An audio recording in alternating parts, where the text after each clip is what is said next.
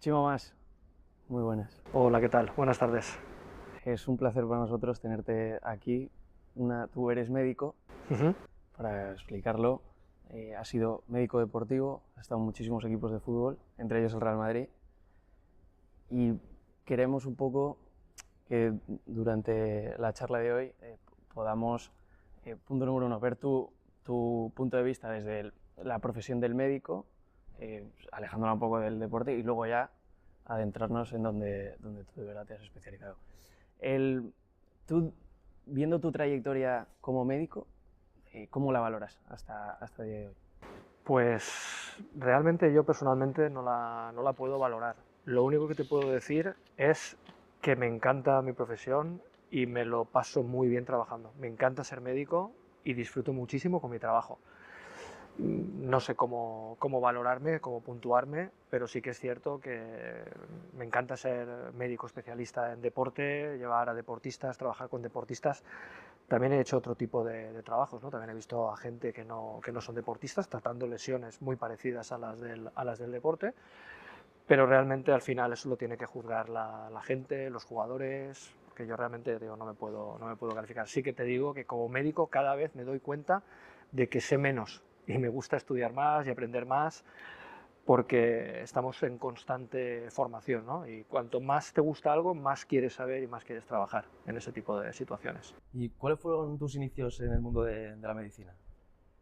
Pues mi padre era médico, mi padre fue pediatra aquí en Gandía, un padre, bueno, un médico bastante reconocido a nivel de la medicina en cuanto a la pediatría, puricultura, y yo lo viví en casa. Viví el amor por la medicina, por los pacientes, la dedicación, me gustó, decidí hacer medicina, me formé en Valencia y hice la especialidad de medicina deportiva en Barcelona porque me encantaba el deporte, ¿no? Me gustaba mucho la traumatología, pero yo no me considero un médico de hospital. No, en el hospital se me caen las paredes, ¿no? Soy más como una planta de exterior, un médico de exterior. Y vi las especialidades que había y decidí coger medicina deportiva. La estudié en Barcelona por motivos logísticos, para mí era más fácil desplazarme a Barcelona. Ahí coincidí con médicos muy importantes y que han trabajado en otros equipos de fútbol a nivel profesional también. Fue una buena cantera para médicos.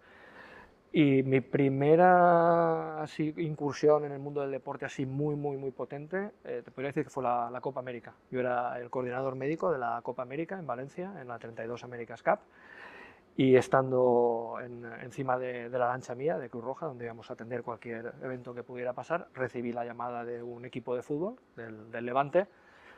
Acababa de terminar la especialidad justamente ese mismo año y recibí la llamada del doctor José Nebot para ir de médico de Levante del primer equipo que acababa de ascender, ¿no? En la época en la que López Caro empezaba de entrenador en el Levante y fue el primer entrenador real que tuve, ¿no? O sea, terminar la especialidad y empezaría directamente en primera división. ¿Qué experiencia te llevaste de la medicina en la carrera universitaria? ¿Cómo sales tú de tus estudios y dices, pues estoy satisfecho, ¿no? Me faltó esto, me faltó lo otro? La verdad es que me gustó mucho estudiar la carrera de medicina, por lo que te dije antes, porque lo había vivido en casa. Mi padre estudió en Valencia también, entonces me había contado muchas cosas de la carrera, de las aulas, de los profesores. De hecho, no coincidí con ninguno de los profesores de mi padre por un tema generacional, pero sí que gente que había conocido a mi padre todavía estaban de profesores, compañeros de mi padre habían sido profesores en la facultad y la verdad es que me gustó mucho, sobre todo ya a partir de cuando empiezas con las prácticas en hospitales, en centros de salud, cuando empiezas ya a palpar lo que es la medicina real, ¿no? La medicina de atender a los pacientes y de intentar solucionar sus problemas. Y a partir de ahí, a partir de cuarto, quinto y sexto, fue muy, muy, muy divertido porque al que le gusta la medicina y la siente de verdad dentro, es una gozada el contacto con el paciente y sobre todo el saber que puedes ayudarle, que puedes mejorarle y que puedes solucionarle. Hay otras veces en las que no puedes, pero si no puedes, el acompañamiento durante la enfermedad es muy importante y yo lo viví en mis propias carnes, ¿no? Con mi padre que además falleció de cáncer y siempre te queda el decir, ostras, si yo hubiera podido saber más, hacer más, y eso los médicos muchas veces nos lo llevamos a casa, ¿no? Hay que intentar no pensarlo porque siempre hacemos el máximo y siempre intentamos dar lo mejor que tenemos para solucionar los problemas, pero hay veces que por la propia enfermedad no puedes y eso muchas veces te lo llevas a casa y esa pena de no haber podido ayudar al paciente hay que saber también muchas veces llevarla. Es una profesión difícil en ese aspecto, ¿no? A nivel mental, el hecho de lo que tú comentas, no llevarte a casa ciertas cosas que por desgracia, o sea, te terminan afectando porque empatizas con el paciente, porque hay muchos tratamientos muy largos, enfermedades muy largas. ¿Tú qué consejo das a médicos, por ejemplo, jóvenes que sean un poco más inexpertos en este tema para afrontar ciertos momentos complicados? Pues al final sí que es cierto que primero para entrar en medicina tienes que tener un expediente brillante para poder acceder a la... Incluso mucha gente se queda fuera teniendo unas notas increíbles. Eso ya marca parte de lo que vas a hacer. Después, la manera en la que te examinan, te exigen en la carrera, eso también te va curtiendo y te va formando. Yo recuerdo haber asistido a clases en las que era prácticamente imposible tomar apuntes por la velocidad a la que explicaban. Incluso yo tenía un profesor que escribía con las dos manos al mismo tiempo, con la mano derecha y la mano izquierda en la pizarra. Entonces, claro, era una locura. Y eso también te forma en el sacrificio, en el esfuerzo. Estamos viendo médicos que hacen guardias de 24 horas, salen y se van a trabajar y hacen... Entonces, claro, al final el mejor consejo que le puedo dar a un estudiante que está en medicina es que haga medicina porque le guste. También he tenido compañeros que muchas veces hacían medicina forzados porque sus padres eran médicos o porque es una profesión que tiene salida. No, uno tiene que hacer la medicina porque le guste, porque la ame, porque al final todo ese tipo de situaciones acabas mentalizándote y acabas comprendiendo que es tu trabajo y con el tiempo al final también te curtes y al final cada vez te afecta menos, pero eso no quiere decir que estés más o menos enfadado o disgustado porque no hayas podido solucionar un problema. Eso también pasa, pues lo que decíamos en el fútbol, ¿no? Un jugador que tiene el penalti para ganar el partido y no lo mete, pues imagínate, tu equipo pierde o no consigue empatar el partido, la vuelta en el autobús, en el avión, esos jugadores que han fallado penaltis tan importantes, pues eso también les queda, ¿no? Y lo que hay que hacer es seguir trabajando y seguir mejorando cada día para intentar disfrutar más y ser mejor en tu profesión.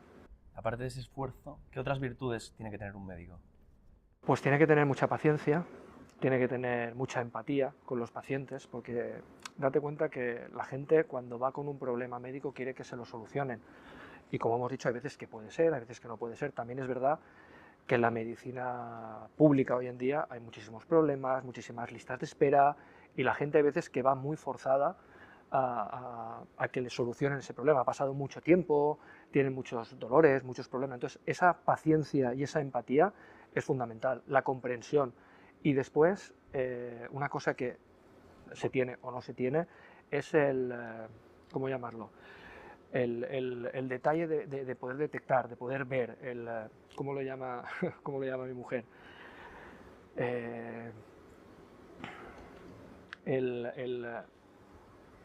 saber lo que tiene una persona, con 2 datos o 3 datos, el poder discernir entre una patología u otra y poder dar un diagnóstico lo más acertado posible, ¿no? Esa chispa que te lleva hacia un diagnóstico u otro, eso también lo da la experiencia, aparte del conocimiento, ¿no? El que tú hayas visto muchas veces esa patología hace que puedas diagnosticarla antes, o incluso patologías que en la vida real tú no ves, las has visto en el mundo del deporte y cuando vas a una medicina privada, la gente no está acostumbrada a ese tipo de patologías. En cambio, tú ya las has visto en la medicina deportiva, en el mundo del deporte profesional, y las puedes aplicar, las diagnosticas y tratas todo ese tipo de problemas, ¿no? Entonces, sobre todo, empatía, paciencia, conocimiento y disciplina. Son las funciones o las características que tiene que tener un médico. ¿Tú llegaste a hacer el MIR? Sí. ¿Y qué te parece como sistema para determinar el futuro, ¿no?, de los médicos que salen de la carrera? Me parece una manera objetiva de hacerlo. Al final es un examen en el que todo el mundo se prepara. Sí que es cierto que yo, por ejemplo, en mi caso, para hacer medicina deportiva, que actualmente, por desgracia, ya no está en el proceso MIR, porque hubo una ministra del gobierno español que decidió retirar la medicina deportiva de la educación física, cosa que entiendo que es necesaria.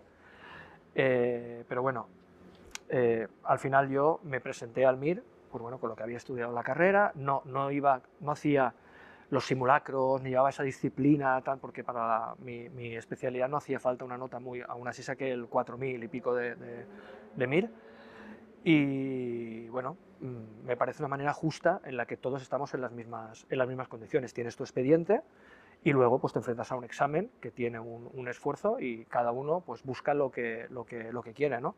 Es lo que te dije, yo la especialidad que a mí me gustaba no precisaba ser el número 300 de España y por ese motivo pues decidí, porque al mismo tiempo que estaba estudiando, estaba trabajando, estaba colaborando con Cruz Roja y estaba también haciendo mis pinitos en el mundo de la medicina. Y tú como médico, ¿qué opinión tienes de la sanidad en España? Que hay mucha gente que se queja de las largas listas de espera, por ejemplo. La sanidad en España, yo te digo que tenemos los mejores médicos de Europa y probablemente del mundo, porque han sido compañeros míos, son compañeros míos y los he visto trabajar.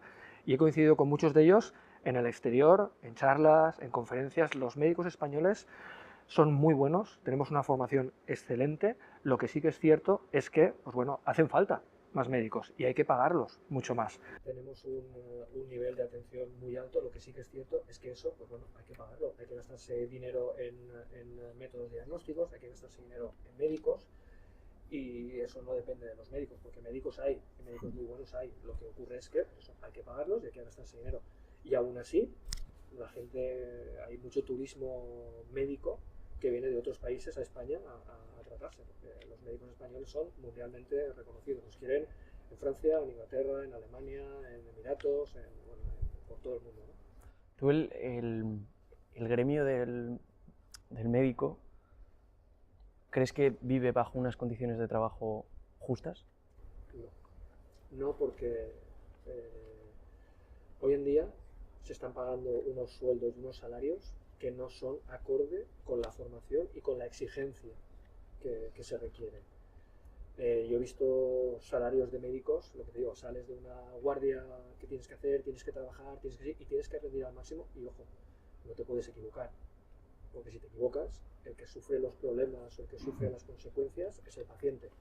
Entonces, esa situación siempre se puede pagar mejor a un médico. No quiere decir, no estoy hablando de unos salarios exorbitados, ni muchísimo menos, pero sí acorde con los salarios o los sueldos, por ejemplo, que están pagando en otros países.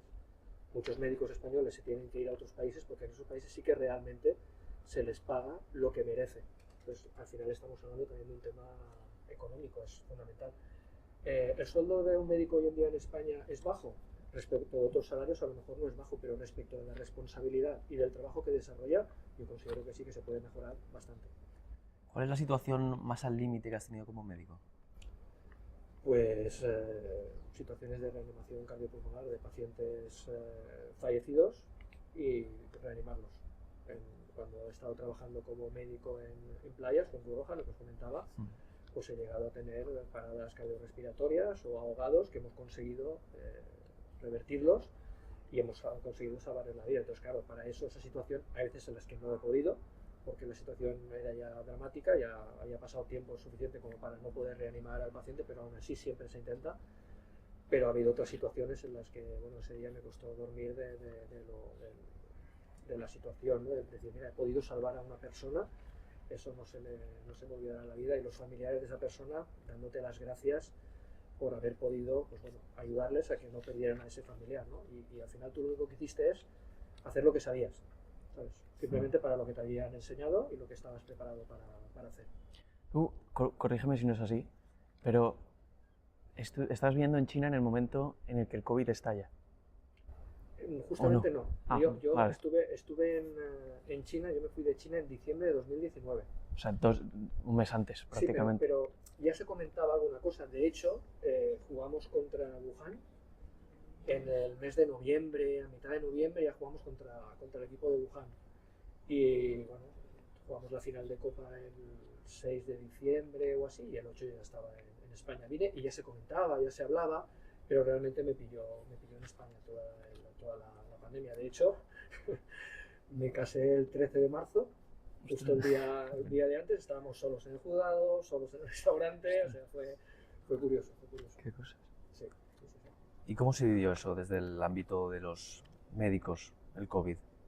Pues la verdad es que con mucha impotencia, porque estábamos en casa, estábamos encerrados, y yo intenté también por internet, yo en Facebook, en Instagram, intentaba poner cualquier persona que tenga cualquier duda, yo hago consultas a distancia, face to face, pero bueno, a través del ordenador, de dudas, de preguntas, intentar ayudar. Nos ofrecimos muchos para colaborar, para hacer, y la verdad es que claro, estabas luchando contra una enfermedad, contra la que realmente no teníamos todavía una vacuna, no podíamos protegernos, muchas veces sin material. Entonces es muy desesperante el ver que compañeros tuyos están muriendo por desempeñar su trabajo y ver que no puedes hacer nada, lo único que puedes hacer es seguir intentando ayudar a la gente. Y esa era la idea. Entonces era un poco como, estoy ayudando a la gente, pero tengo la frustración de que no puedo hacer más, ¿sabes? De que no lo puedo hacer mejor porque no tengo material. Entonces, bueno, ¿de qué manera lo puedo hacer? Pues desde mi casa, colaborando, ayudando y viendo de qué forma podías participar, ¿no? en esa situación tan dramática. ¿Qué es lo mejor de ser médico para ti?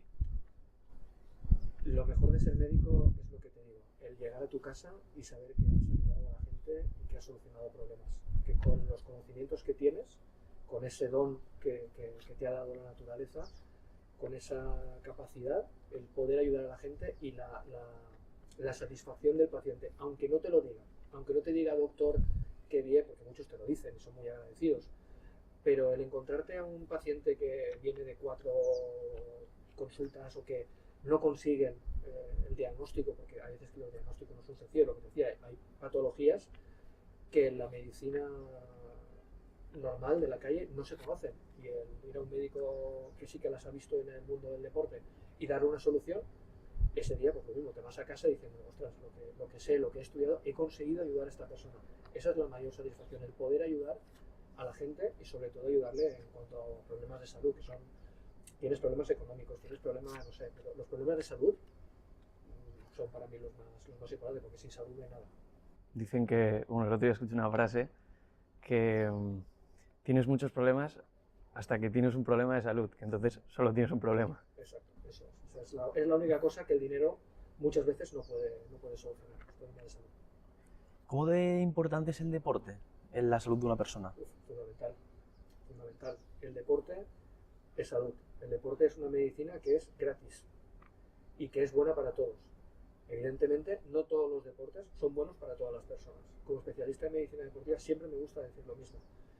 A mí me puede gustar mucho, además ahora está muy de moda el correr, y yo veo gente que se gasta un dineral en zapatillas, se compra todos los productos y se va y se pone a correr y se pone a correr.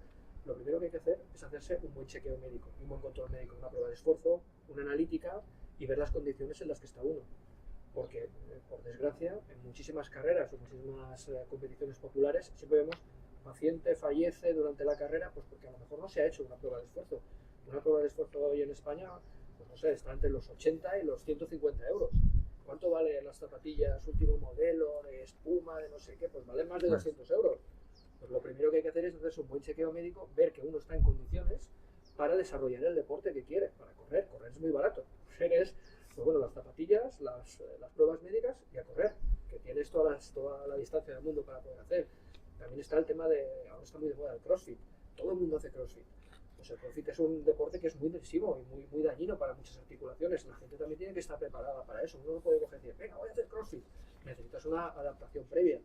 Pero el deporte es salud. Lo que pasa es que también te voy a decir una cosa. El deporte de élite y competitivo al máximo nivel no es sano. Y eso lo saben muchos deportistas. Para las rodillas, para los tobillos, para la espalda. Al final, como deporte, también generas un desgaste. Estamos hablando del deporte a nivel recreativo y a nivel funcional para una persona normal de la calle, es fantástico y maravilloso. Después, el deporte a nivel élite, para eso están los especialistas en medicina deportiva, para durante la carrera del deportista cuidarlos durante su actividad física, intentar protegerlos, intentar ayudarlos para que su cuerpo sufra lo menos posible. Pues estamos hablando de entrenamientos, de partidos, de viajes, y eso todo el mundo sabe que el deporte de élite no es para nada sano. El deporte habitual, para recreativo, es fantástico y maravilloso para todo el mundo, para niños, para mujeres, para hombres, para todo el mundo. ¿Cuál es, ahora que tocas el tema del desgaste del cuerpo en el deporte de élite, la peor lesión que puede sufrir un futbolista? ¿Cuál es? La peor lesión que puede sufrir un futbolista es a nivel de rodillas. Una rotura de ligamento cruzado anterior con afectación de menisco, afectación de cartílago, porque yo siempre digo lo mismo, cuando un jugador se opera de un ligamento cruzado anterior, su rodilla nunca va a ser igual, nunca va a ser la misma. El feeling no va a ser el mismo. Puede estar al 97%, 98%, pero nunca va a estar al 100% igual. Pero cuando te reconstruye el ligamento cruzado anterior, te hacen un túnel, lo insertan donde toca y nunca es el mismo sitio donde tú tenías el anterior, porque el anterior tú lo que haces es sustituirlo por otro. Entonces el apoyo no es el mismo, tienes que trabajar el doble la pierna lesionada que la otra, porque de por sí ya pierdes musculatura. Entonces para mí la peor lesión en un futbolista es la rodilla. Lesiones en la rodilla. También el tobillo se ve muy afectado, pero sobre todo la rodilla, porque vemos muchas de ligamento cruzado anterior. ¿Cuántos jugadores hemos visto que iban para súper estrellas, iban como un cohete y se han roto la rodilla y han seguido jugando a fútbol, pero no han tenido la evolución que de por sí les hubiera dado el fútbol? Te podría poner un montón de ejemplos. Ansu Fati, por ejemplo. Uno que es muy amigo mío, que lo quiero mucho y que para mí hubiera sido probablemente un jugador espectacular, que hubiera sido llamado al Balón de Oro, por lo menos hubiera estado nominado, que era Jesse en el Madrid. Jesse iba como un cañón. Cada partido, yo recuerdo, la 13-14, con Carlo Ancelotti, cada vez que salía al campo, metía gol, se iba de todo el mundo, le llamaban el bichito. Sí. No sé si os acordáis. Sí. Porque es que era la zancada que tenía, y por desgracia, en el Bernabéu le cayó un jugador del Schalke 04 en la rodilla, le destrozó la rodilla, y a partir de ahí tuvo una operación, tuvo algunas situaciones, ha vuelto otra vez a jugar al fútbol, jugó en el Paris Saint-Germain y tal, con cierto nivel, y muy bien, además tío, lo quiero mucho, es muy amigo mío, pero iba como un misil. Y bueno, y lo que comentas de Ansu. Sí. Tú que has estado en Valencia, Madrid, Levante, entre otros, ¿cuál es el día a día de un médico en un equipo de fútbol profesional? Pues el día a día de un médico son 25 horas al día en un equipo de fútbol profesional, porque tu trabajo no acaba cuando acaba el entrenamiento, porque luego pasan cosas con los jugadores, pasan cosas con los familiares, y al final los médicos lo que intentamos es que el jugador tenga absolutamente todo el tema o todos los problemas médicos cubiertos. Los clubes les dan todas las herramientas para que también tengan todas sus comodidades cubiertas, para que lo único que tienen que hacer es desarrollar su actividad en el campo de los entrenamientos. Pero el médico, bueno, siempre llegamos 2 horas antes de que lleguen los jugadores, porque hacemos nuestras reuniones, nuestras planificaciones, vemos la evolución de los tratamientos. Luego llegan los jugadores y empezamos con los tratamientos de fisioterapia, con los calentamientos, equipos de estos niveles. Los jugadores llevan también ya mucho tiempo jugando y entrenando, son jugadores veteranos y jugadores de nivel. Es lo que digo yo, hay que prepararlos antes de los entrenamientos y prepararlos después de los entrenamientos. Es como si tienes un Ferrari que le tienes que apretar un poquitín la tuerca, tienes que mirar el aceite. Entonces hay jugadores que se tratan 1 hora antes de los entrenamientos y 1 hora después de los entrenamientos, como una puesta a punto, ¿no? Los jugadores nos tenemos que asegurar también de que hagan su recuperación, porque estamos hablando de deportistas de élite máximo nivel. Por ejemplo, Real Madrid, Valencia actualmente no, pero Real Madrid o equipos de este nivel juegan 3 partidos a la semana. Estás jugando domingo, miércoles, sábado, o viernes, martes y jueves, o bueno, depende, ¿no?, de un poco las competiciones, y tienes que asegurarte de que recuperen. Luego, también no les obligamos, pero sí que les recomendamos que coman en las instalaciones, porque tienen la alimentación también preparada y diseñada para ellos. Si no quieren, la pueden coger y se la pueden llevar a casa. Tú también tienes que ver todos los datos del entrenamiento, te los tienes que pasar. Luego ya te puedes ir a tu casa tranquilamente, pues a las 3, a las 4 llegas a tu casa y estar un poco pendiente de que no pase nada durante esa tarde, porque imagínate, te llama un jugador, doctor, tengo vómitos, tengo diarrea, tengo fiebre, y juegas un partido mañana o pasado mañana, tienes que ver si puedes solucionar el problema para que el jugador llegue. O bueno, a veces que no es posible, y cuántas veces he visto que un jugador se pierde un partido por una gastroenteritis o por una fiebre, ¿no? Y estar un poquito pendiente del teléfono por lo que pueda pasar. Pues te digo que al final yo siempre, ahora estoy un poco más fuera del fútbol, porque desde que he venido de Emiratos no estoy en ningún equipo, pero el teléfono siempre está al ladito de la mesa y siempre con el sonido puesto, ¿no? Entonces son 25 horas de servicio. Es curioso porque, o sea, da incluso la sensación de que podéis tener menos carga de trabajo que un médico convencional. Y por lo que explicas, vamos, todo lo contrario. O sea. No, además te digo una cosa, el mundo del fútbol profesional, la gente lo ve muy bonito desde fuera, pero somos los que menos vacaciones tenemos, porque cuanto más fiesta hay, más partidos tienes. Lo único que os separa son 7 días en Navidad, pero hay puentes, hay fiestas nacionales, tu partido, y luego terminas a finales de mayo, tienes más o menos el mes de junio, que si tienes lesionados, tienes que estar pendiente de los lesionados porque te interesa empezar la pretemporada con los jugadores preparados, y el mes de junio, poco, si tienes hijos, tus hijos siguen yendo al colegio, o sea, tu mujer está trabajando, entonces no son unas vacaciones al uso. Luego empiezan las pretemporadas, que cuando no te toca ir a Australia o te toca ir a Estados Unidos, allí estás trabajando 25 o 27 horas, porque encima estás en un país extranjero, que tienes que estar pendiente de los hospitales de allí, de cualquier problema que te pueda surgir.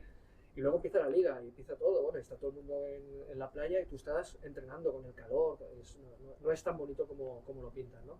Y no tienes tanto... Yo ahora tengo fines de semana. ¿Sabes? Yo los fines de semana, además, cuando no estoy en el mundo del fútbol, no veo partidos de fútbol. Solamente veo los partidos de fútbol cuando estoy sentado en el banquillo.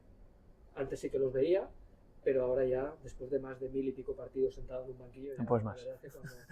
No, ¿sabes lo que pasa? Que yo no veo el partido de fútbol, yo estoy viendo otra cosa. Yo estoy viendo la tele, yo veo que un jugador empieza a caminar y miro si le ha pasado algo en la jugada. O sea, el balón está en aquella parte de la televisión y yo estoy fijándome si este jugador tiene un problema. Entonces yo no veo el partido de fútbol como lo puede ver un aficionado habitualmente, ¿no? Entonces al final ese estrés y esa tensión de estar viendo el partido, pues digo, pues, si no me toca verlo, pues no lo veo. Ya me enteraré del resultado, ya lees un poco la crónica y a partir de ahí pues ya te enteras un poquito de las noticias, ¿no? del fútbol. ¿Siempre has querido estar en un equipo de fútbol? El fútbol es el deporte que más me gusta. Bueno, el tenis, iba para tenista yo cuando era niño, pero mi padre me dijo que muy bien el tenis, pero que estudiara, que se me iba a ir mejor estudiando, que aunque no se me daba mal el tenis, pero bueno, hubiera podido llegar, no sé, el 300 del mundo, ¿no? El 350 o el 400. Pero me dijo, tú estudia y juega tenis todo lo que quieras y disfruta del deporte todo lo que quieras. En la universidad también jugué a fútbol, que bueno, tampoco... con el nivel aficionado, ¿no? Quedamos campeones alguna vez con la Universidad de Medicina en Valencia y nada, y el deporte del fútbol es el que más me gusta y la verdad es que lo tengo en vena, me encanta hablar de fútbol. Para mí, cuando lo que decíamos, cuando estás trabajando de médico, las horas no te das cuenta, te pasa el tiempo, además mi mujer me lo dice. Te pueden llamar a las 2 de la mañana, te vistes, te vas y no te he visto nunca poner una mala cara, decir, caray, me han llamado a estas horas, no, porque me encanta el trabajo en el campo, en los entrenamientos, el verde, el olor de césped, ¿sabes? Cuando he estado un tiempo apartado un poquitín del fútbol, pues por el tema de la pandemia o por lo que sea, y he vuelto otra vez, simplemente el volver a entrar al campo de entrenamiento y tocar el césped y olerlo, se me ponía, como decía Raúl Mirantí, gallina en piel, ¿no? Se me ponía la piel de gallina. ¿Cómo se especializa uno en medicina deportiva? Pues antiguamente había que hacer la especialidad vía MIR, existían las escuelas de medicina deportiva, estaba en Madrid, estaba en Cádiz, en Oviedo, en Barcelona, hacías el MIR, sacabas el número que tenías y cuando te llegaba para tocar el botoncito, pues si había plaza de medicina deportiva, pues lo podías coger. Por desgracia, una ministra decidió quitar la especialidad, como os dije antes, pero digo, para mí es un error porque aparte de las lesiones, los médicos deportivos tenemos mucho que aportar, por lo que hemos dicho antes, porque la medicina es salud. Con la medicina deportiva podemos utilizar el deporte para tratar múltiples patologías. Porque tú tienes cardiólogos, tienes traumatólogos, tienes rehabilitadores, pero un médico deportivo sabe específicamente, un diabético, el tipo de deporte que puede hacer y cómo lo puede hacer. Un paciente que ha tenido un problema cardíaco sabe el tipo de deporte, cómo lo puede hacer y las medidas que tiene que tener. Un paciente con hipertensión arterial, con colesterol, para la obesidad infantil, para mujeres osteoporóticas, para mujeres embarazadas. O sea, tenemos una cantidad de ejercicios específicos por patologías en los que podemos mejorar muchísimas patologías sin la necesidad ni siquiera de tomar una pastilla, porque si yo con el deporte consigo bajar tus niveles de colesterol, a lo mejor hago que no te tomes esa pastillita de colesterol. Entonces, eso también es mejor para ti porque no tomas la pastilla y es un ahorro a nivel farmacéutico. Y eso es un error no verlo. Que el deporte, la prescripción médico-deportiva, es fundamental para tratar múltiples patologías. Incluso los médicos deportivos en centros de salud y en hospitales podrían ayudar a desaturar consultas de traumatología, de pediatría, de endocrinología, porque tocamos un poco todas las especialidades. Y a nivel de la medicina deportiva, esto en Cataluña se estaba haciendo y se está haciendo. Hay especialistas en medicina deportiva en centros de salud y están ayudando a muchísimos pacientes simplemente prescribiendo ejercicio con unas características, con unas medidas determinadas, porque lo que te he dicho, por ejemplo, de un paciente que tiene un infarto, tú le puedes colocar un pulsómetro con unos márgenes y decirle hasta dónde puede llegar. Porque la gente, no, pues mira, yo estoy aquí sentado en la silla porque no he tenido un infarto. No, hay muchas cosas que se puede hacer una persona que tiene un infarto. O cuando te ponen un marcapasos, ¿sabes? Hay un montón de patologías que son susceptibles de mejora simplemente con ejercicio físico. Entonces la medicina deportiva es muy importante y es fundamental que esté en el sistema de salud. Y estamos peleando desde el mundo de la medicina deportiva, desde la Asociación de Medicina del Deporte, para devolver la medicina del deporte al sitio del que no debería haber salido nunca. Tú cuando fichas por el Madrid, ¿cómo es tu llegada al conjunto blanco? ¿Quién te llama? Pues es curioso porque en aquella época yo estaba de médico en el Valencia, hubo un cambio en la presidencia del Valencia, bendito cambio, porque al cambiar de presidente, el presidente nuevo que llegó, pues bueno, decidió prescindir de los médicos que había en ese momento y recibí un día una llamada de un número que estaba oculto y me dicen: soy tal persona, te llamo del Real Madrid y nos gustaría hacerte una entrevista porque bueno, he visto que eres médico del deporte y tal. Y yo, pues bueno, me acaban de decir de Valencia que no continuaba y yo dije, bueno, digo, esto que es una broma, ¿no? O sea, me estás vacilando, ¿no? Y con el teléfono. Y al cabo de un momento me volvieron a llamar: hola, soy tal, del Real Madrid y nos gustaría, si tienes la posibilidad, que vinieras a Bernabéu, a hacerte una entrevista, a hablar contigo y tal. Y bueno, a partir de ahí empezó todo, ¿no?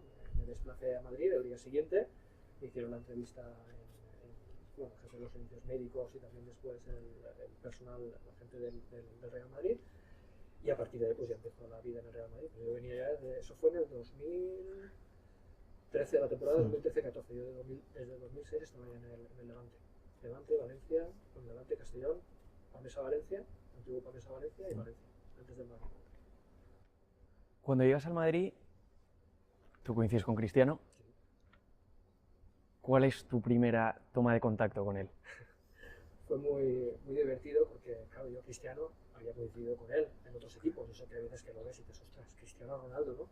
Sales del túnel de vestuarios, eso que coincide, ¿no? Los dos equipos siempre antes de salir al campo, y lo miras y dices, ostras, Cristiano Ronaldo, o Sergio Ramos, o Marcelo, o Iker Casillas, ¿no? Y llegué allí y, bueno, al final, tú vienes del Valencia. David Villa, Silva, Mata, Albelda, jugadores... Estrellas también, Rafa, sí. ¿sabes? Que al final son jugadores igual que ellos y para mí, pues bueno, prácticamente, pues el tratar con unos es prácticamente como tratar con otros, como puedes tratar con un jugador que no tenga el mismo nivel, porque al final son todas personas igual, ¿no? Incluso muy buena gente. Y en la primera conversación que tengo con Cristiano, me mira y me dice: oye, tú eres muy joven, ¿no? Tal, porque yo llego al Madrid con 35 años, o 34 años llego al Real Madrid, y le digo, sí, soy muy joven, digo, pero si quieres, puedes hablar con Ricardo Costa, que es compañero tuyo de selección, y que vengo del Valencia.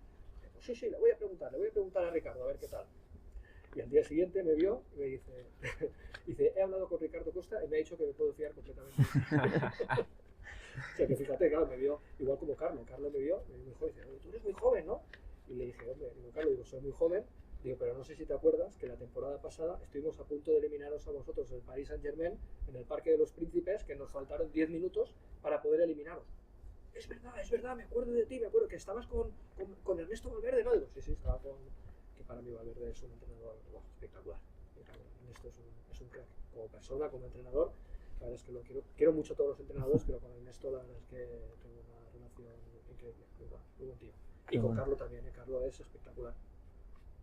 Pero bueno, así fue un poco la llegada al Madrid, con Cristiano, con toda esta gente, y fue muy curioso. Es que te lo preguntaba porque por ese, lo que tú dices de que da la sensación de que a él le cueste fiarse, no de los médicos, pero él que se curte tanto, que se cuida tanto, que es todo el mundo lo dice, que es un obseso de la salud y de tal.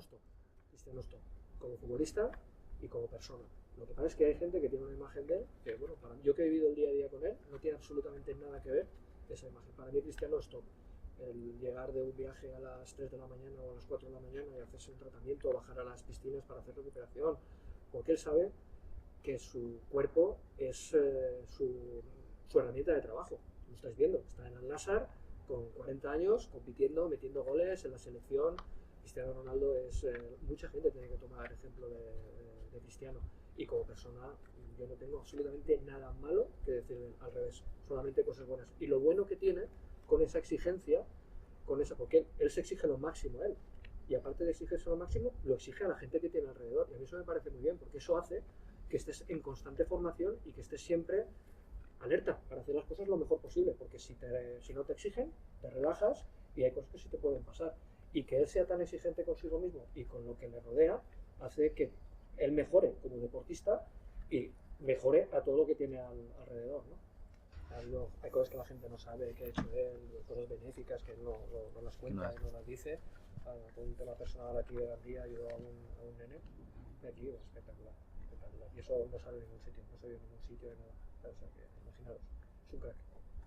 ¿Os pedía Cristiano algo diferente a los médicos del Madrid? No, no, porque cuando tú estás de médico en el Real Madrid, das lo máximo y tienes un nivel como para tratar a esos jugadores, ¿no? Entonces, él lo único que pide es pues eso, profesionalidad y formación, porque evidentemente no va a poner su cuerpo en manos de gente en la que no pueda confiar. ¿Ves? Tuve que hablar con Ricardo Costa porque le parecía que yo era joven, ¿no? Lo que pasa es que yo ya venía con mucha carrera hecha, pero sí que es verdad que es muy exigente y es normal, me parece bien, ¿eh? O sea, cuando uno pone su cuerpo en manos de un médico, tiene que exigirle lo máximo, que lo cure, que lo trate bien y que lo cuide, sobre todo, ¿no? Y a mí esa exigencia por parte de mis pacientes también me ayuda a mejorar. Ese año el Madrid gana la 10ª, el año que tú llegas, Y la Copa del Rey. y la Copa del Rey. La famosa carrera de Gareth en Valencia, en Mestalla, en el que había sido Sí, mi campo. tu casa, El exacto. anterior, ¿no? ¿Cómo vivís el gol de Ramos desde el banquillo? Mira, justamente yo no estaba en el banquillo, porque éramos dos médicos en el campo y nos partimos las finales. Yo pedí la final de Valencia, de la Copa del Rey, yo estaba en el campo de Mestalla y mi compañero estaba en el banquillo. Yo estaba en la grada, estaba justo detrás y yo estaba sentado al lado de Xabi Alonso. Porque Xabi Alonso, no sé si os acordáis, que estaba sentado en el Valle, que es cuando él salta. Sí. Y estábamos ahí en el partido y me dice, si metemos el segundo gol, ¿sabes? Salto al campo. Salto al campo. Y yo digo, ostras, bueno, cuando mete el gol Sergio, pues claro, tú estabas viendo un partido en el que veías que podías, que no llegaba, que perdías de tiempo, y tú veías que llegabas, y decías, si el fútbol es justo muchas veces, porque sabes que al final el fútbol hay veces que por lo que sea, ¿no? Pero dices, ostras, nos merecemos empatar después de lo que estamos haciendo, ¿no? Y el ver la situación, el ver que no llega, y dices, ostras, un córner, venga, va en el córner, ver que saca Lucas y que la pelota entra, bueno, los abrazos, los saltos, porque es como diciendo, vale, ya está, hemos empatado, a partir de ahora vamos a jugar un partido diferente, y es lo que se dio desde ese momento hasta el final del partido. Sí que es verdad que además tengo una cosa que decir, y bueno, el Real Madrid es mi equipo y todo, pero la vida, la historia le debe una Copa de Europa al Atlético de Madrid, que esperemos que en algún momento puedan volver a conseguirla, porque ha tenido la mala suerte de 2 años que llegó a la final encontrarse con el Real Madrid. Uno y el otro de los penaltis, la desgracia de fallar un penalti y hacer que nosotros metiéramos todos los penaltis y ganamos. La historia le debe una Copa de Europa al Atlético de Madrid y esperemos que algún día pueda conseguirla como equipo español que es. Pero en aquel momento tuvo la mala pata de encontrarse con nosotros. ¿Y tú a Xabi Alonso le veías ya tintes de entrenador? Sí, por supuesto. Xavi era el entrenador jugador en el campo, además Carlo también lo veía, hablaba mucho con él. Xavi es un crack y me encanta que esté de entrenador en el Real Madrid. Me encanta. Yo tuve la mala suerte de solamente estar un año con él. Me hubiera encantado coincidir más con él, porque además estábamos en la grada y estábamos comentando, llevábamos cosas del partido y él decía, yo en este momento haría este cambio, yo pondría este jugador, y es curioso que él me decía, yo pondría en tal minuto a tal y tal jugador, y Carlo Ancelotti hizo ese cambio, ¿no? Fíjate, y yo miré y dije, Xavi, esto, pues fíjate, él ya estaba en la grada y estaba diciendo, si no metemos gol, yo en el minuto 65 pondría a este jugador y a este, y es lo que pasó. ¿Y si te llama ahora Xavi, irías al Madrid? Pues, hombre, el Real Madrid tiene médicos en este momento, ¿sabes? Tiene los servicios médicos, es el Real Madrid, nunca se puede decir que no a nada, ¿no? Pero sí que es verdad que yo, pues bueno, me he ido 2 veces del Real Madrid. Ganamos la 10ª y, bueno, por temas familiares tuve que volver a Valencia, a Gandía.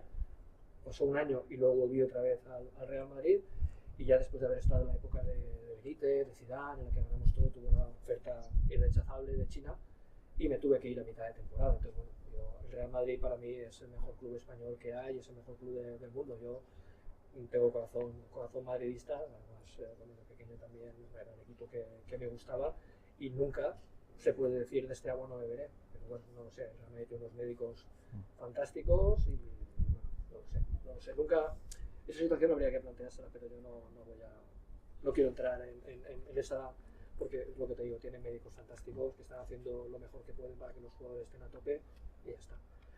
Tú también coincides con Coentrao. Sí, con Fabio. Con Fabio generó muchísima polémica porque a él le pillaron varias veces fumando. Desde el punto de vista del cuerpo médico del Madrid, Hay muchos jugadores que fuman. Hay muchos jugadores Chesney de primera división que fuman. Y hay veces que, evidentemente, el tabaco es un tóxico. Y aunque tú intentas explicárselo a los jugadores, tú fíjate que, además, yo intento a veces explicárselo con una diapositiva en la que yo les enseño una imagen de un músculo y una imagen de un músculo de un fumador. Cuando tú compites, hay pequeñas microlesiones en los músculos que no llegan a ser lesiones musculares, nada, pero que tú no las ves. Y cuando tú fumas, lo que tiene el tabaco se deposita en el músculo. Entonces yo te puedo enseñar un corte de un músculo, una biopsia de un músculo de una persona no fumadora deportista y de una persona fumadora deportista, y tú ves los depósitos de nicotina y de productos en el músculo. Evidentemente eso no es bueno para el músculo. Lo que ocurre es que los que son fumadores hay veces que necesitan el tabaco por la ansiedad que les genera el deporte, la competición. Entonces hay que promediar, ¿no? Un poco hay muchos jugadores que en el descanso se van al servicio y se fuman un cigarro porque necesitan relajarse o necesitan, y claro, tú no puedes a veces quitarle eso, ¿no? Lo que sí que intentas es que fumen lo menos posible, claro, y más después de un esfuerzo. Pero bueno, Fabio es otro crack como persona, Fabio lo quiero mucho, es muy buen tío, muy buen tío. Lo que pasa es que bueno, pues cada uno tiene su manera de vivir la vida y de hacer las cosas, pero Fabio es otro crack. También coincidiste con Isco, Sí. al que le llegaron críticas por su estado físico.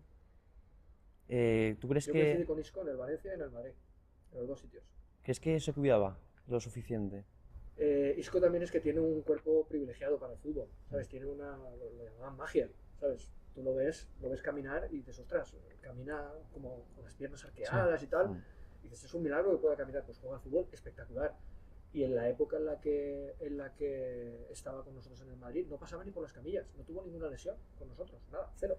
Los 4 años que estuve en el Real Madrid, no le recuerdo haber pasado por la camilla nunca y ninguna lesión.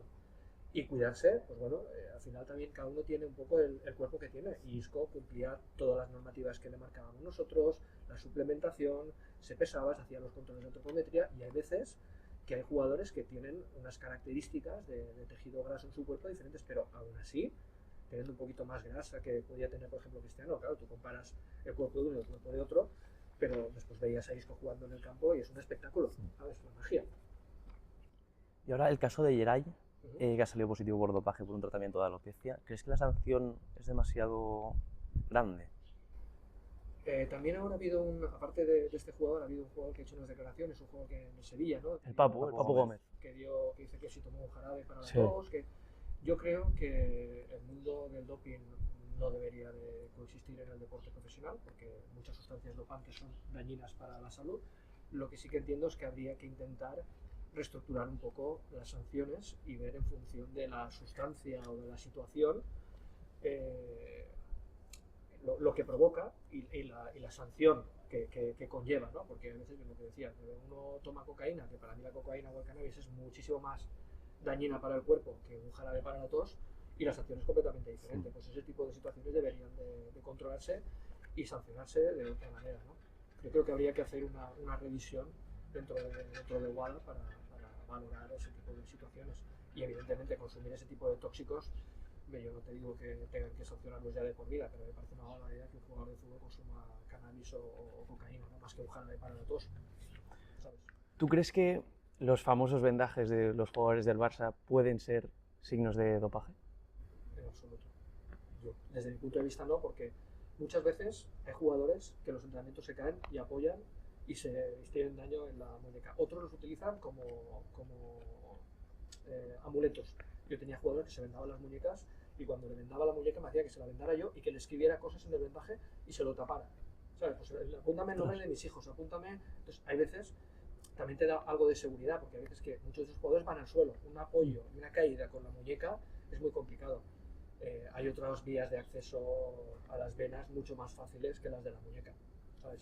Si tú quieres hacer un tratamiento intravenoso, se pueden hacer en otros. Yo no creo que sea, porque si no, es muy fácil. Para eso están los controles antidoping, que en un equipo como el Barcelona, como Real Madrid, puedes pasar más de 100 controles antidoping durante una temporada, ¿sabes? Entonces para mí, no tiene sentido eso, porque estoy cansado de ver jugadores que se vendan las muñecas, los tobillos, bueno, o sea, que incluso para taparse anillos, hay muchas cosas, que muchos vendajes, y no considero que eso sea algo, porque si no, se podría ver, ¿no? Es fácil. Se coge ese jugador que tú crees que puede estar cometiendo alguna irregularidad, se le hace un control antidopaje y se detecta si ha hecho alguna cosa incorrecta o no. Porque además, ¿qué quieres evitar? Pinchazo. Pero es que te puedes haber pinchado con cualquier cosa. Imagínate que estás en tu casa, no sé, haciendo algo con un rosal o con lo que sea, tienes un pinchacito, eso tiene que ser de una aguja, ¿sabes? Es que no tiene tampoco mucho sentido. O un moratón. Puedes haber tenido un golpe, puedes haber tenido cualquier cosa. Llegar a decir eso hasta ese punto, yo lo siento mucho, pero no considero que eso sea un tema de dopaje. Bale en el Madrid tiene más de 30 lesiones. ¿Es un caso diferente? ¿Cómo se gestiona eso en el cuerpo médico del Madrid? No, hay veces que un jugador como Gareth pues, tuvo también la desgracia del sóleo, ¿no? Tenía muchas lesiones, sobre todo en el sóleo, y la verdad es que fue un quebradero de cabeza para nosotros, que es un jugador muy importante, y nos hizo pensar muchísimo. De hecho, llegamos hasta valorar la dureza de los campos, las características. Ahora todo el mundo se corta las medias, no sé si lo habéis visto. Sí. Pues en aquella época Gareth fue el pionero en cortarse las medias porque le presionaban mucho el gemelo. Tenía un gemelo de los gigante. que he visto yo. Entonces, claro, la marca que teníamos fabricar las medias y las fabricar más o menos pues L, M, XL, incluso la que se ponía él. Entonces pensamos, a ver si va a ser la media que le está apretando mucho. Pues bueno, vamos a cortar las medias. Y la verdad es que sobre todo era frustrante por él, porque él tiene unas características y unas cualidades físicas básicas espectaculares. Ya lo viste en la final de la Copa del Rey, ¿no? En el minuto 90 prácticamente pegas esa carrera. Y bueno, y con Gareth, pues eso, al final sí que no es que sea muy complicado, pero sí que te genera y te hace pensar mucho en cómo puedo hacer para que este jugador, y de hecho ya las últimas temporadas en las que estuvimos, Gareth no tuvo tantas lesiones. Conseguimos revertir un poco el círculo. ¿Cuántas veces has entrado al campo a atender a un jugador y estaba fingiendo? Varias veces, pero también he entrado a atender a jugadores que tenían muchos problemas, pero bueno, al final te das cuenta cuando, o sea, tú realmente no lo sabes hasta que no llegas, porque tú a lo mejor te pilla la jugada en aquella parte de allá y cuando llegas le preguntas al jugador, ¿qué tal? Dice, nada, doctor, nada, tranquilo, ¿sabes? Bueno, pues ese tipo de situaciones también están en el mundo del fútbol. ¿Cómo se solucionaría eso? Pues haciendo lo que dicen, ¿no? Parando el tiempo y luego añadiendo el tiempo. Hoy en día hay partidos que llegan al minuto 114, ¿sabes? Con todo lo que está pasando con el VAR y con todo esto, ¿no? Pero bueno, eso es fácil, lo haces a tiempo parado y ese tipo de situaciones desaparecen enseguida, ¿no? Pero también hay veces que hay jugadores que lo necesitan, ¿sabes? Claro. Que no pueden más en la jugada y se tiran al suelo porque o me pongo a descansar o no puedo casi ni caminar, ¿no? Pero sí que alguna que otra vez sí que llegas y cuando te dicen, nada, todo tranquilo, pues bueno, tú llegas y algo bastante más tranquilo. ¿Has infiltrado alguna vez a algún jugador para un partido muy importante? Sí, por supuesto. Sí. Hay veces que hay jugadores, pues he tenido un jugador que la noche de antes se ha roto un dedo del pie que no es un dedo importante, que tú sabes que se puede jugar con ese dedo roto, lo que pasa es que eso genera dolor. No pasa nada porque tú pones un vendaje especial y tal, pero le pones un poquito de anestesia para que juegue el partido. O incluso también he infiltrado una costilla rota para jugar un partido. Tienes un golpe en la costilla, que los golpes en la costilla duelen una barbaridad, no tienes más jugadores para jugar y la manera es, duermes la costilla y juegas el partido. Claro, cuando acaba el partido el dolor es muy grande, pero claro, no ha llegado a empeorar porque la situación es la que es. Sí que es verdad que... Pero siempre con el consentimiento del jugador y el conocimiento de todo el mundo, del entrenador y de todo, porque hay veces en las que hay cosas que no se pueden infiltrar, porque si tú la infiltras y obligas al jugador a jugar en esas condiciones, puede ser malo para él. En cambio, una rotura en un dedo pequeño del pie, que sabes que va a curar igual, en un partido que es súper importante, si el jugador quiere y tú le puedes ayudar y eso no le va a perjudicar en el futuro, por supuesto que se puede infiltrar, son jugadores profesionales, se les paga para que estén muchas veces, ¿no? Pero hay veces que el jugador dice, mira doctor, yo no puedo jugar así, no me quiero, tienes que respetar también su decisión, ¿no? ¿Nos puedes contar algún caso en concreto que creas que sigue un poco en el anonimato de decir, buah, pues sí, este jugador... ¿qué puede decir un jugador importante que la noche de antes del partido pues le pegan un pisotón en el entrenamiento ¿Pero de qué partido? de un partido de fútbol vale. de primera división de la Liga Española, le pinchan el dedo y le rompen el dedo del pie, que te estaba comentando. Vale.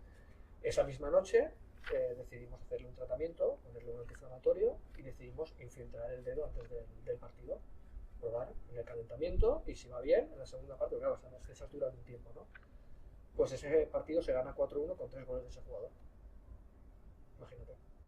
Habrá que buscarlo ahora. A ver qué. Acabó el partido y ese jugador hizo un hat-trick y nada, y cuando acabó, pues el jugador estaba encantado. Luego tuvo un poquito de dolor en el dedo del pie, pero nada, el siguiente partido volvió a jugar ya sin ningún tipo de infiltración ni nada, pero el dedo estaba afectado, estaba todo morado, pero el jugador quería jugar. El jugador quería jugar y fíjate, y metió 3 goles. ¿Era del Madrid? Era de un equipo. Ha habido un caso, esta semana reciente, Lamine Yamal no jugaba contra el Valencia porque se ha lesionado, bueno, venía de lesión ya. ¿Es una imprudencia de Luis de la Fuente? Yo no creo que sea imprudencia de los entrenadores. Al final, los entrenadores hablan con los jugadores, ¿sabes? Y si el jugador quiere jugar, tú no puedes hacer tampoco mucho más, porque el que sabe cómo se encuentra es el jugador. El propio jugador no va a ir en contra de él mismo, ¿no? Él sabe cómo está, luego tienes a los médicos y las lesiones es lo que digo, muchas veces las lesiones ocurren y cuando son partidos importantes el primero que quiere estar en el partido es el jugador. Claro, si el jugador no se encuentra, pues lo dice, habla con el míster. Pero el míster, lo primero que hace es preguntarle al jugador cómo está y si está para jugar. De hecho, también, no sé si os acordáis, ¿no? El jugador este del Atleti, Diego Costa, Sí. en el minuto 8 me tuvieron que cambiar. Pues yo hablaba con el médico del Atleti y decía, mira, si es que en el calentamiento No podía. ni se movía. Y pues él le ha dicho al míster que está para jugar. Pues bueno, cambiar un jugador en el minuto 8 yo creo que le afectó al Atlético de Madrid a la hora de tener un cambio más. Pues bueno, el jugador quiso jugar. Claro, hay cosas que fuera imprudencia por parte de Simeone poner a este jugador, pues no, porque el jugador le dijo que estaba para jugar, ¿no? Entonces al final es una decisión que si a lo mejor el entrenador dice, oye, mira, pues no te voy a poner. Luego pasa que el jugador se enfada con el entrenador y se crea un cisma. Si ese partido la selección, por ejemplo, lo gana, es que tenía que haber jugado este jugador, ¿sabes? Al final, a todo lo pasado es muy difícil opinar, ¿no? Y hay que estar también en el tipo de lesión, el tipo de momento, la conversación que tienen ellos. Entrenadores y jugadores de ese nivel, es muy difícil que se equivoquen, ¿no?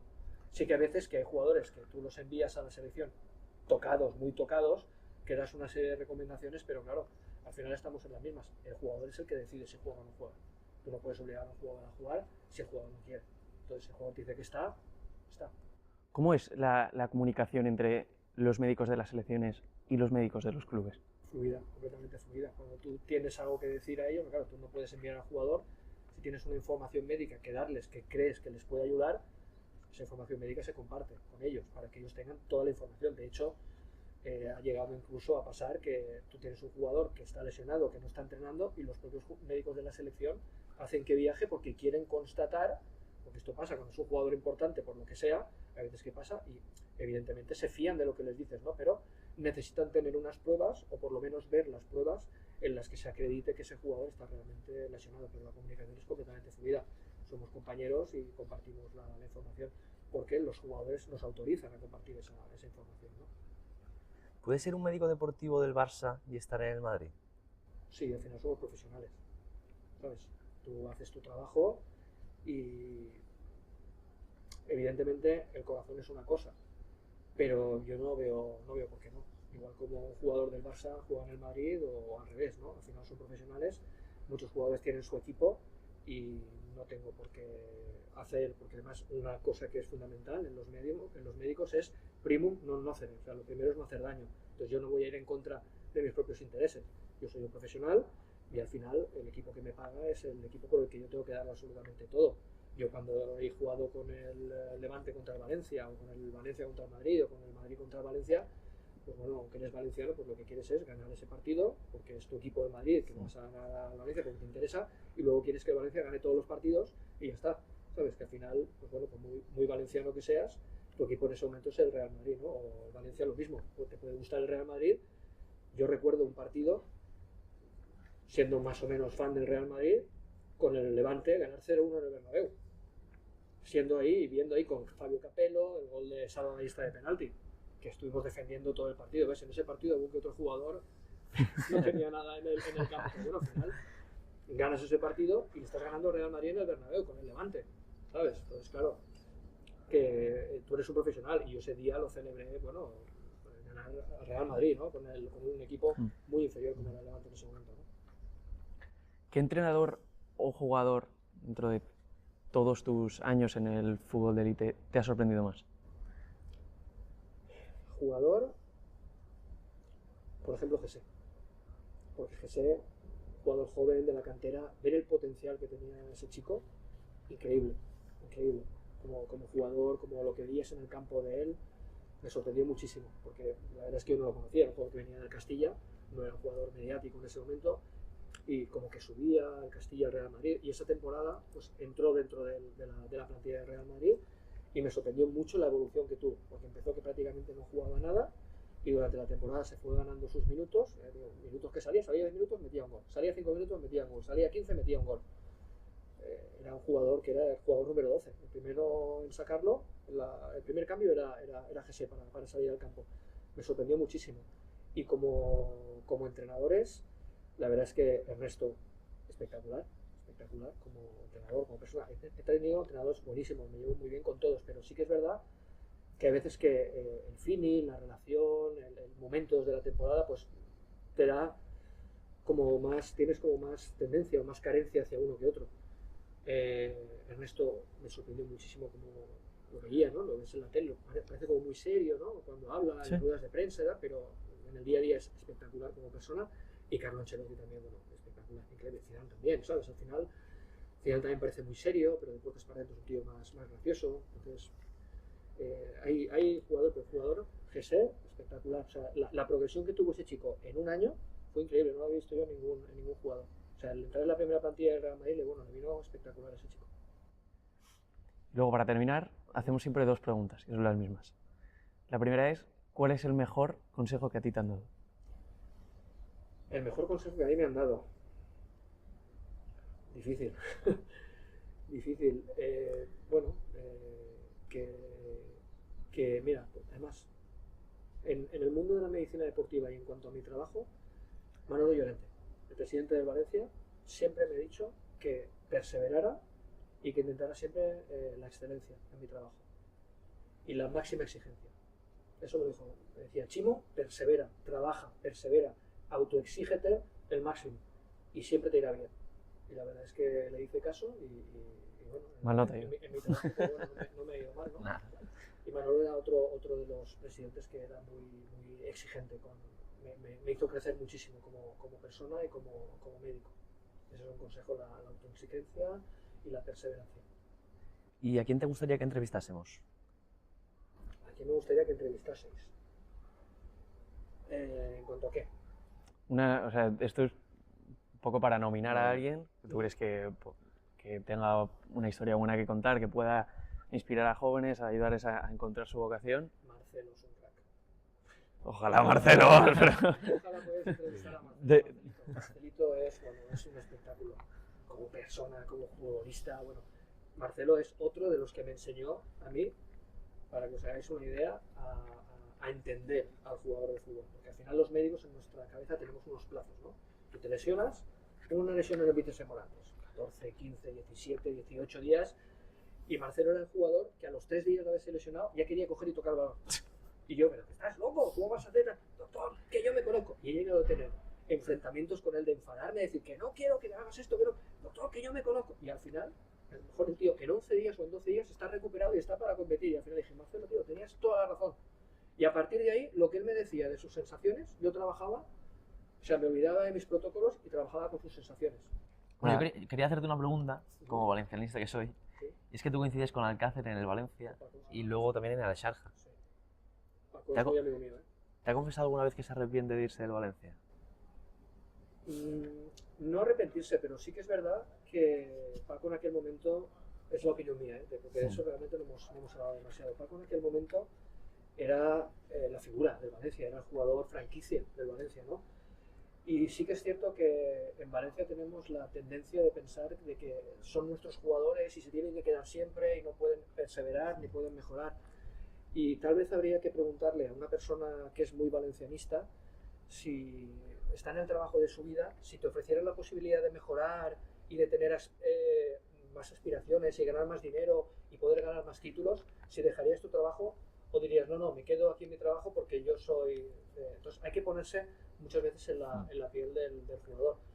Y bueno, Paco ha estado aquí hace poquito, he estado con él este verano, hemos estado comiendo juntos un par de veces y bueno, Paco va por Valencia y la gente, pues, él está tranquilo también, la gente lo reconoce y eso, pero sí que es cierto que bueno, pues en su momento causó una situación complicada, pero también porque a lo mejor no se manejó desde el punto de vista mediático, desde el club como se tenía que haber manejado, ¿no? Porque al final, pues lo que te digo, tienes una oferta, te sirve para mejorar y tú no puedes decir, no, mira, me voy a quedar en Valencia porque cuando además, pues tampoco es que te ate, porque dices, no, tengo, pues como le ha pasado a un jugador, ¿no? Que dice, mira, no me puedo mover porque mi familia está aquí, mi hijo está aquí, tengo que cuidarle aquí, y eso es entendible, pero si tienes posibilidad de moverte y de crecer como futbolista a nivel personal, profesional, con títulos, claro, ¿quién no se iría, no? Pero a veces que tú como aficionado dices, es que me gustaría que se quedara, tienes que entenderlo. Yo recuerdo también la época de Mijatovic, ¿no? Por ejemplo, aquí en Valencia. Pues son situaciones que uno tiene que verse en esa situación para entenderlo. Pues Chimo, Muchas gracias. millones de gracias. Gracias a vosotros, espero haberos servido de algo, Ha sido... ¿no? Que hemos comentado cosas y que bueno, y que si puede servir para que algún médico quiera hacer medicina deportiva, aunque hoy en día la especialidad no existe, sí que existen másteres, pero no tiene nada que ver, ¿no? La formación no es la misma, porque tú en el mundo de la medicina deportiva trabajas con médicos que están en el mundo del deporte, los másteres también muchos de ellos están participando, pero yo creo que la medicina deportiva debería de volver otra vez al sistema MIR, porque además hace papel, ¿no? Y agradeceros a vosotros el interés, el darnos voz a los médicos y sobre todo pues intentar, si esto ha servido para que alguien diga, oye, pues mira, pues yo quiero hacer Seguro que sí. medicina deportiva o quiero ver de qué manera puedo crecer, pues bueno, yo encantado de ayudaros.